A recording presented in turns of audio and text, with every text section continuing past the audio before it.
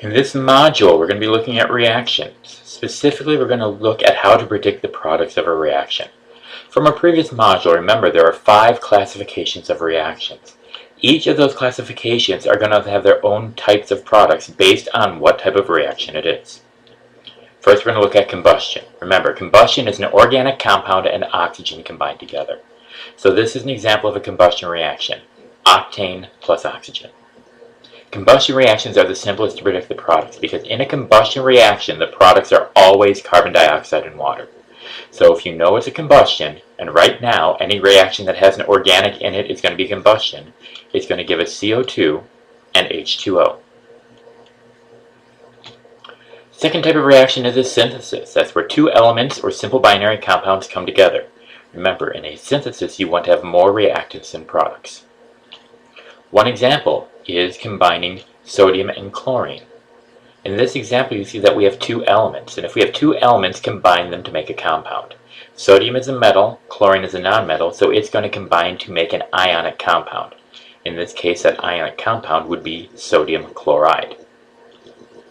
You could have 2 binary compounds like magnesium oxide and water. Binary compounds. If the binary compounds are a metal oxide and water, they are going to combine to make a hydroxide, which is an ionic compound. Magnesium is a metal, so the magnesium oxide and water will make magnesium hydroxide. Please make sure that you follow our correct formula writing rules for it, and that we have the correct formula for magnesium hydroxide, which is MgOH in parentheses 2. Second option we could have is you could have something like SO3 plus H2O. Again, 2 binary compounds.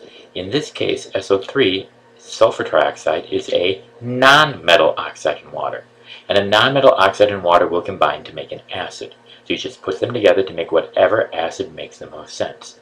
SO3 and H2O will come together to make H2SO4, and following our good naming rules, we know that to be sulfuric acid.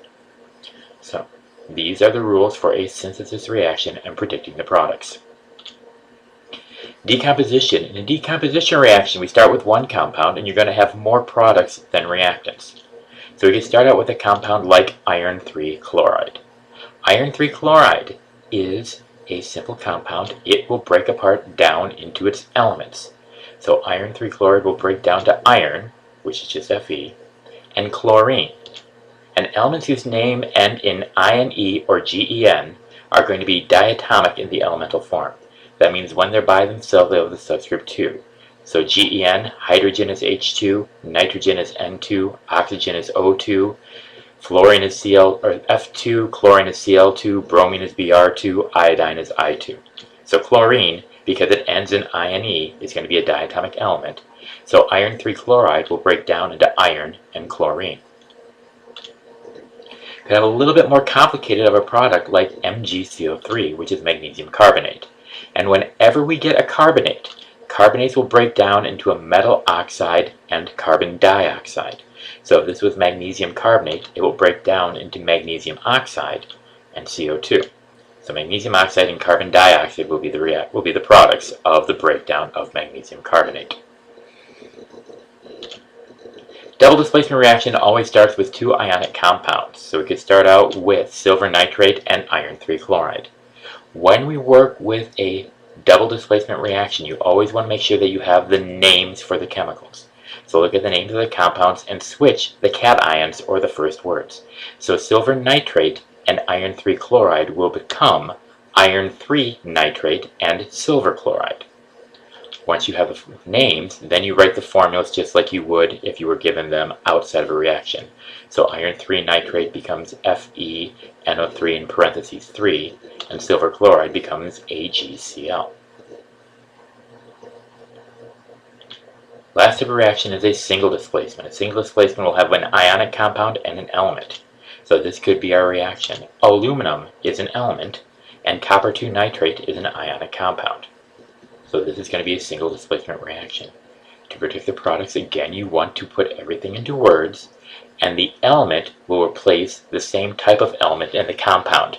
As I look at this, aluminum is a metal, so it will replace the metal in the compound. The metal in the compound is copper 2, so aluminum and copper 2 nitrate will make copper and aluminum nitrate.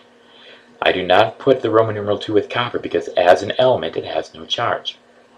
So then I write the formulas for the new substances. Copper would just be Cu, and aluminum nitrate would be Al, NO3 in parentheses 3. So everything we've done here tells you how to come up with the formulas for the products of a chemical reaction. Next step you would have to do is you'd want to balance them, but that will be for the next module. This ends the module on predicting products.